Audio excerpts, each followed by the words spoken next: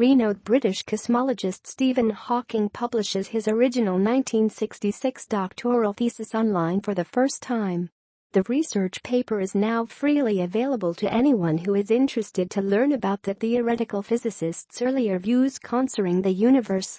More than 5 decades ago, the 24-year-old doctoral candidate, Stephen Hawking, wrote his thesis, Properties of Expanding Universes, on the subject of how universes expand. The research paper was officially made available to the general public for the first time on Monday through the University of Cambridge's Open Access repository. By making my PhD thesis open access, I hope to inspire people around the world to look up at the stars and not down that I am in at their feet, to wonder about our place in the universe and to try and make sense of the cosmos, said Hawking.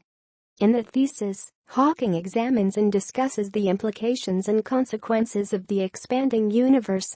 He uses the expansion of the universe to challenge the existing theory of gravity, Hoyle-Nahrlicher. The work then argues and concludes that galaxies cannot form from the early growth of perturbations. According to the University of Cambridge, Hawking's 1966 doctoral thesis has been the most requested item in the university's open access repository.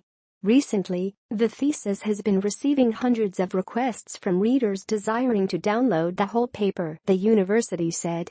Hawking added that he hopes the move will also motivate others to not only think and learn, but to also share their works and research with the general public. Anyone, anywhere in the world should have free, unhindered access to not just my research, but to the research of every great and inquiring mind across the spectrum of human understanding, he said.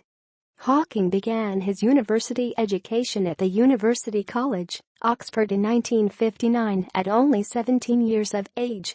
According to the physicist, he managed to study about 1,000 hours during the first 3 years of his education in Oxford.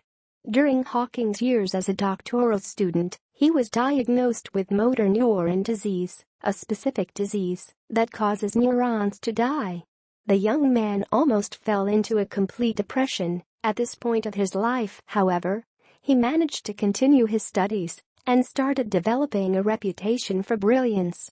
In 1965, Hawking then began working on his thesis that was inspired by Roger Penrose's theorem of a space-time singularity in black holes. He tried to apply the same concept to the whole universe, and his thesis was then approved in 1966. This article will be removed soon. For any further need, you can take notes.